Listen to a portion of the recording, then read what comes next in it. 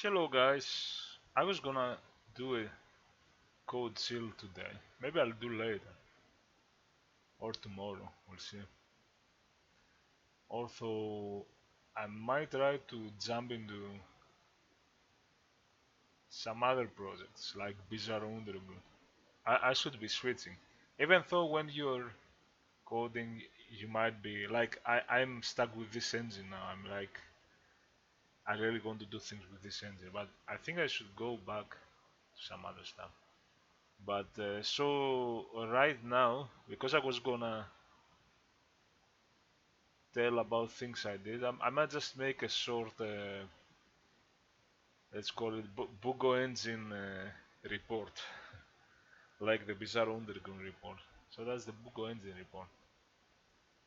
And I don't have, in the last episode of Code Zero, I didn't even code, I was just going around up here and there. But later on, the later days,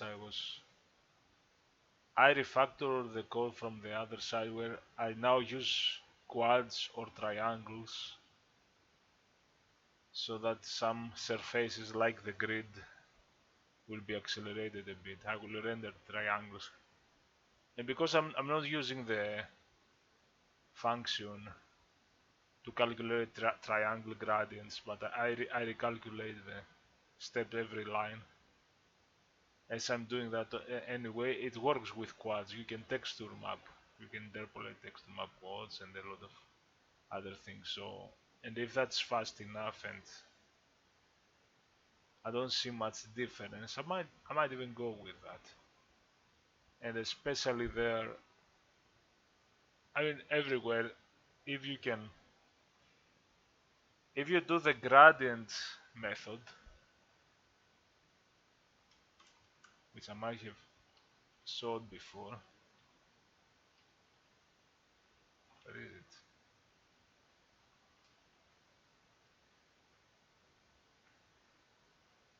Ah, it's here.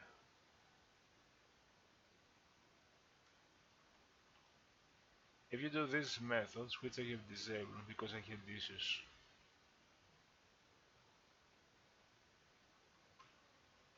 for each triangle, you don't recalculate vertical line, you calculate one with some bigger equation. How much each of your components is increasing. Then you might not need to do the thing I did, but if you have quads, that doesn't work because quads are, it's non-planar. The quads are non-planar. You know, each quad can sit in. It's that's not the reason. It's about the interpolation values at the edges. If you interpolate at the edges and then from left to right for each scan line, you will realize on a quad the values are different. On a triangle, they are stable. They are always the same value. So I wouldn't even need to recalculate it. Like here, for each scan line, I'm doing the divisions again instead of storing them. Now, because I have small triangles and because of modern PCs, you don't see a difference. So I might stick with it. I might remove this or make it work. I don't know. In the future, I might also, anyway, for interpolation, I might do the weighted version. The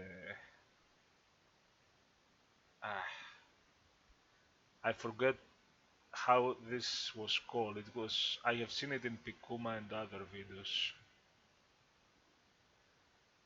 But anyways, so I have finished with all the refactoring needed to make this thing work. I have refactored some other things like for GenMesh. I used to have some functions to call add index triangle, add index quad, add vertex point, and I have made some kind of mesh builder that the constructor, when you give it the mesh, it's gonna reset also. What is reset? It's here. is gonna put the current vertex pointer in the base of the mesh vertex poly in the climbing, so that later I can say, okay, every time I call add, it inserts the point and goes to the next point. So I could do an extra check here, it doesn't matter. This is only the generator. I could do an extra check if you go, since on the mesh I have the number of vertices, number of indices, and so on. I can make a check to see if we have exceeded and put an assertion, or even just don't do that, because sometimes I have issues where I have miscalculated the size I'm gonna give to the mesh, and then I use this function and it crashes. And I had issues when I was trying to convert a lot of the generated code from quads to from triangle to quads. I now have this use quads. I calculate the quads, and then the triangles is double that, and I say, okay, if I'm doing it in quads, it's quads, it's triangle now. I might even show you something cool. Now let's run this. So that's the main one.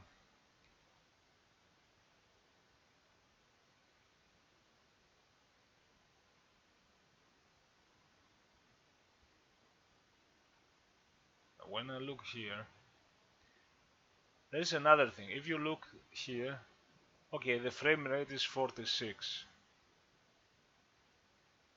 But if I move the mouse, it's choppy.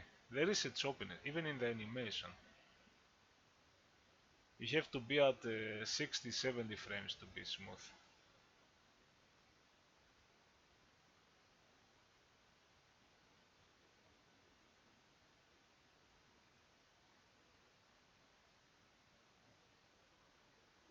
I need to see why. Maybe it's on my input.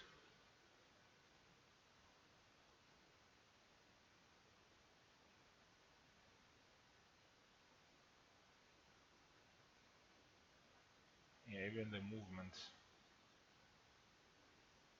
It seems like it's lagging there. Because technically with over 30 you should be fine. Now I could have locked it. Do I have a button to lock things? No. But no, I have to investigate this. Now I'm gonna show you how this really works. Because I just realized I could Zengrid Skybox.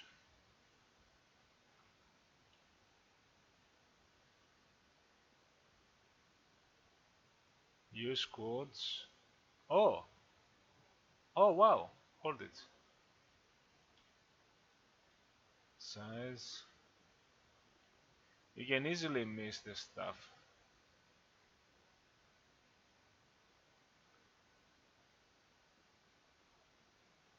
Ah, that's the two-sided, and then I have the default.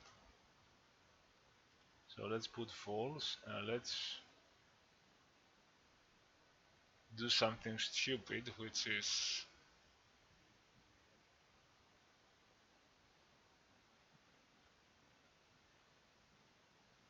here. I have 6 sides, and I'm setting every polygon has a texture index from 0 to 6. Now this could be 12 if it's double-sided. I even made it generate double-sided, and I was going outside the skybox to look it from the other side. But now I'm gonna use, I have this I++, I don't use, I used it for this plus plus I could have used the count, but. So I'm gonna do I modulo 6, which is not correct, because it's gonna, yeah, I have the floor there. And see, now it's triangles.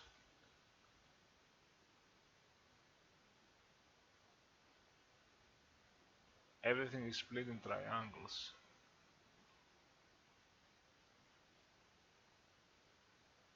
I have to make sure it works. Now if I put true, or even omit this, I made everything that are supposed to generate a grid to use quads by default, unless you want. No, it's quads. It's mixing the wrong sides of the goes from 1 to 6 every.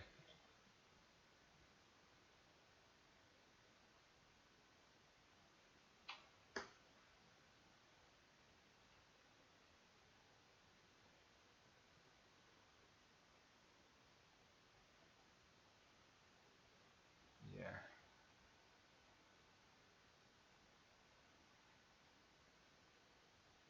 So now, and I had this I had decided to test. I could have used the count, but same way. Initially, I used it in some. I didn't change something else, and it wasn't doing the thing. And I thought, wow, what's going on? And so now it's the same, but it's rendered with codes, which is okay. The number is small. Now this grid has 256 by 256 quads. Or did I make it 128 to increase the speed a bit? I made it 128. I also noticed I had a big texture and I did some benchmarks, and obviously the big texture would hit the cache, and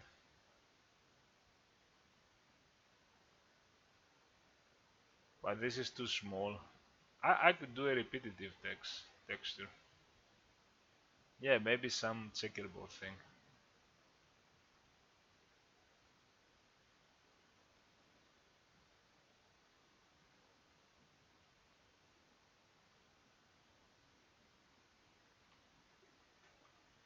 So anyway, I keep it like this because I benchmarked with these things in various system, and I didn't thought then too. And the reason I had this 2048 also the size, and because I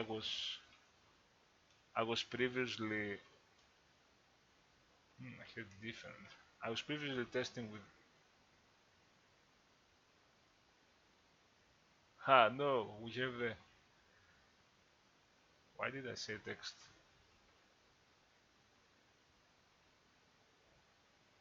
That's the one I previously was testing, and I don't have the guru at the edges anymore.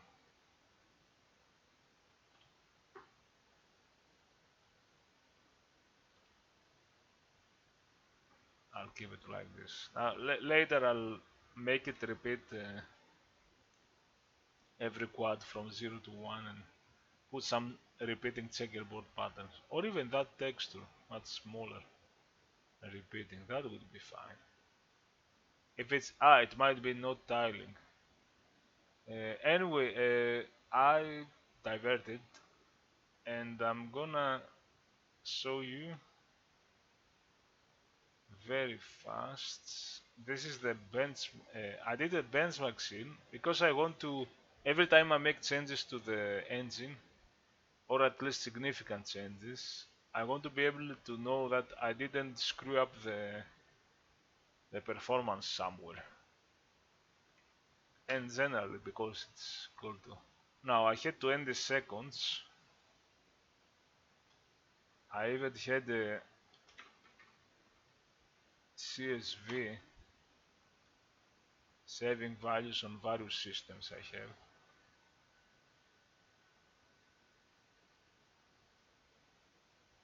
And I'm gonna put it at 5 seconds so that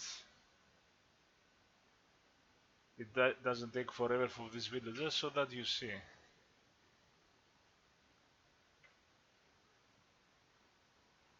So I also have the window with the results. Now these are 256K stars. This is the single skybox, full texture.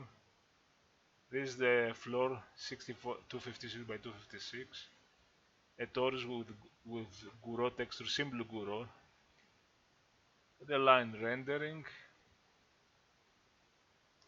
Guro, pure Guro cow, This is the flower obstacles, but it's with quads now instead of triangles, so that improved. This is just the car. This is with full RGB Guro. Really, a yellow light on a green. And this is the armadillo from below. And this, okay, this is the wavy pattern. This is not very optimized, by the way. And this is man. This is the when it fills with 32k particles. I'm surprised. And on the right, I have stored some average frame rate, which I guess if you run it for several seconds, they are kinda consistent. It's always in some of the systems, Windows is doing something in the background, and I need to see how to more carefully benchmark things. I was very impressed by this because initially I was trying to spawn some particles very close to each other. I was trying to in my previous example, and when I moved close and there were many these are point sprites, zooming sprites, which also blend with the background. They really blend. They do additive blending with themselves in the background. And when I had much fewer number, maybe 1,000, maybe 256 or 1,000 or 4,000, and I didn't make them spread all over the place. I just populate them in a cube or a sphere, and many of them were very closer to the sphere center. When I tried to go there, just zooming a bit, even not much, the frame rate was dropping at 30, 20. It was weird, and I was like, oh my god, I can't even display 256 particles. But it was because there were a lot of zooming particles on top of each other, and they were all blending with the background. But when you just throw all that number, and most of them go away, and maybe there are some on the center. Now, when this thing comes closer to the camera, there is a drop in the frame from 90 to 66. I can improve the blending. I could do some simmed operations for the channels. I could do something. And even multicore, or maybe just simmed for 2 or 4 pixels even. But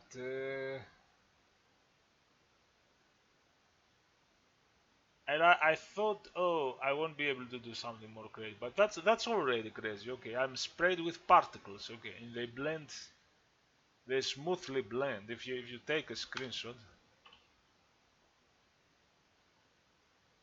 it looks mental. They blend with each other very smoothly, very nicely, and they also blend with the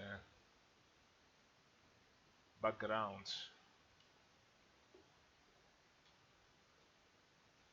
So I have set up my benchmarks here, and I'm gonna make it to save automatically to CSV and get the details.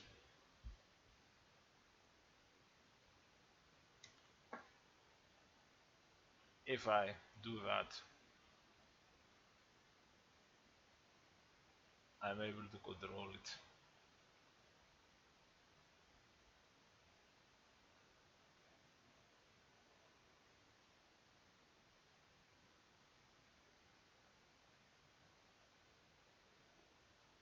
What is the next one?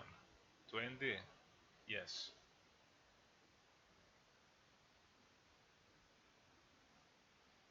20 seconds seems a lot.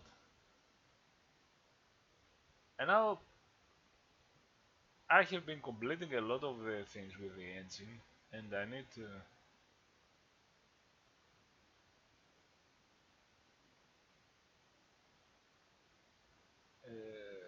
I'm trying to go close. Is the movement working? Yeah, that thing is rotating.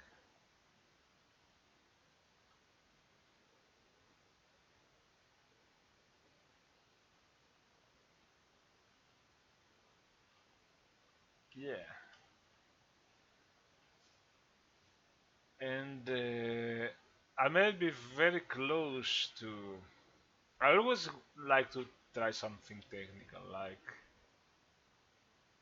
writing the weighted edge rasterizer. Also, at some point, I wanted to do the float wall, but I had some issues, and it's stupid. It should work. I think now I could even move away from the fixed point for polygons and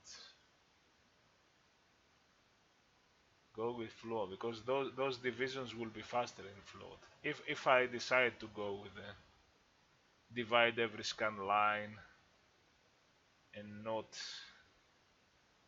use the gradients. There are a few more things. I'm subdividing for quads. I might start building worlds with surfaces that are kind of subdivided, but I might do some loading system. I have some good ideas. There are a few stuff, and maybe I can just add gravity and have a player walk and add colliders. And I should start move away a bit from the technical and start making something with it. Now the question is what? Because I'm always making engine, and I really want to try to make a game and eventually even post it on Steam. Maybe post the free demo. That could take me months still. Maybe next year, maybe. And but I heard this. Okay, what genre? I don't know. It's still the I'm making first person engine and software rendering. I like to make sometimes the things I like again, atmospheric worlds, even just move around, even just a walking simulator. But I'm not gonna do an artistic walking simulator necessarily, but I might start with some interactive environment where you walk around and do stuff maybe. And so it could be a walking simulator.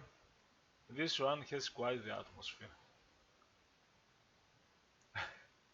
And I could also, I could add some shooting mechanics. Now my favorite genre, one of my favorite genre are Kingsfield-like. Now Kingsfield-like is basically 3D dungeon crawler. Generally things that will combine exploring environment and some gameplay. Maybe shooting, maybe. I'm not full fan of the pure walking simulator. There are some other walking simulators that are like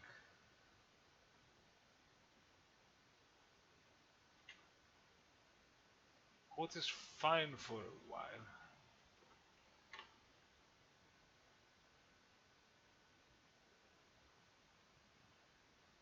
I don't know, Stanley Parable and Vanishing of Ether Can Go Home DRS. Maybe I play those ones. I might have tried the beginner's guide from the Stanley Parable guys. I got this one, never played. I got this one, never played. Is this similar names? Is this? No, the Proteus was this experimental,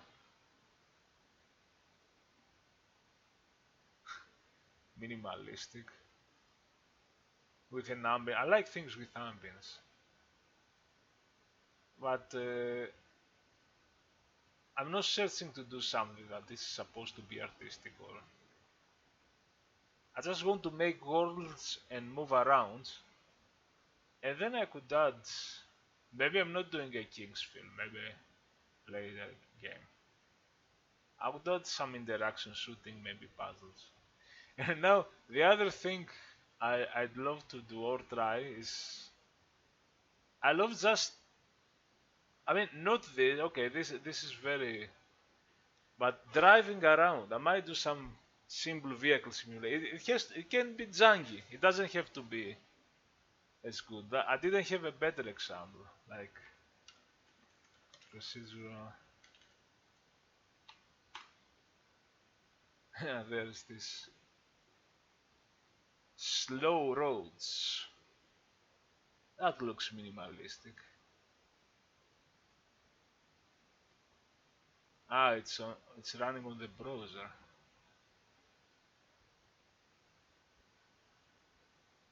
I don't like browser stuff. I like things that you run.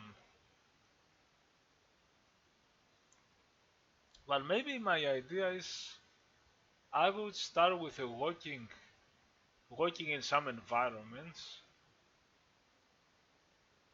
create atmospheric scenes and things that create things I like in video games. Maybe add some stuff, and maybe add uh,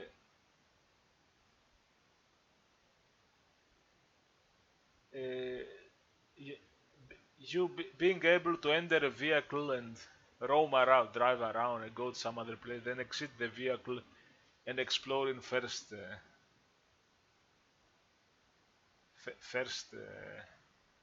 first person, and maybe do things and stuff. Anyway, so I don't know what I'll do with this engine. How was it? Lucas driving. No, not Lucas. Lucas podcast.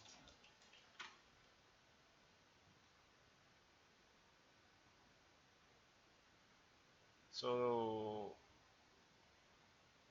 this this guy here, Wasim,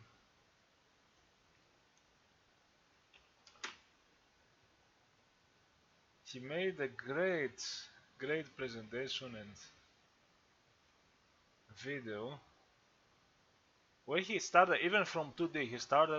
He was trying to say how can I make a racing game even from top down, and he would be testing stuff like intuitively, like oh I might make it curve like this, and maybe there's momentum and so on, and experimental things that look bad, and then he was like, but how can I do it really well? And then he started exploring and finding all the research, sometimes doing purely experimental, like I'm gonna put this parameter and another parameter and see how it feels.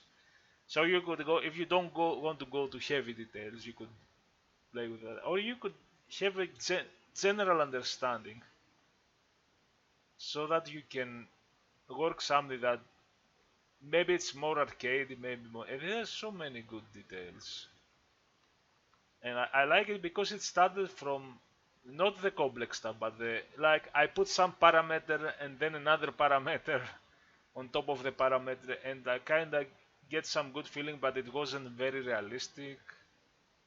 So I could. This will be very helpful to me because I have no idea. And I guess that's what I'm planning with this engine. And at some point, hopefully very soon, I'll uh, I'll start placing. I already have a camera view. You can just add the gravity, make the player fall onto the ground, and put some jump and crouch and simple stuff. I already have it. And then I'll add some boxes and some colliders. I might use the grid thing I have to make a box that isn't. I mean, I have the cube generator, but this is gonna be one. There are two triangles and not one quad at this point. I can make it quad, but this is gonna, because I'm using a fine mapping, this is gonna be very bad. So I'm just gonna go for now with subdividing some simple surfaces into more quads. I know I have to write the perspective correct texture mapping, and when polygons are very close, they should not disappear. Now, because of the subdivisions, you don't see. Right now, because of how much subdivided things are, you can really move close and not see any problem. And I'm fine with that. and not even polygons disappearing. You see a little bit of distortion.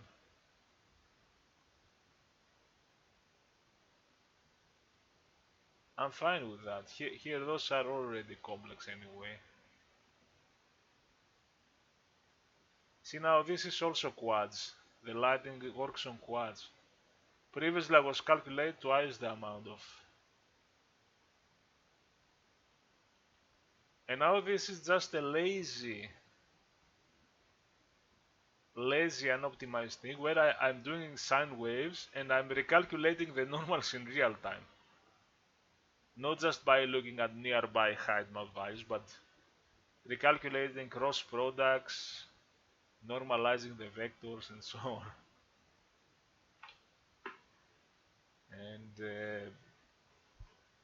And I'm already good to do something with it. Hopefully I'll shift my focus on start making something interactive, even something random, and then from there work on some game or some walking simulation experience thing, but with some more interaction. I will see. Anyway, guys, that's it. This was the BugoEngine Report 0. I'm thinking that if I make a code seal,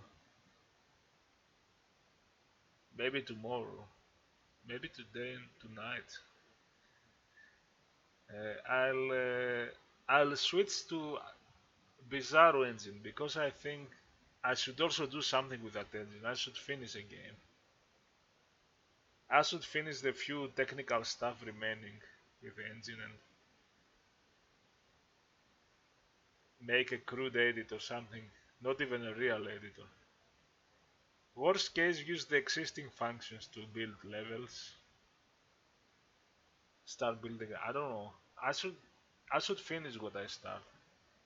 I know now that this is more exciting, but I could finish even a small kind of game. Maybe an alpha version of something that is playable from start to finish. Not the thing I have right now. Anyway, I'll talk about that in code seal, and maybe hopefully we'll code something instead of just talking. But I don't mind. I just want to talk about my projects and have fun. See you. Bye.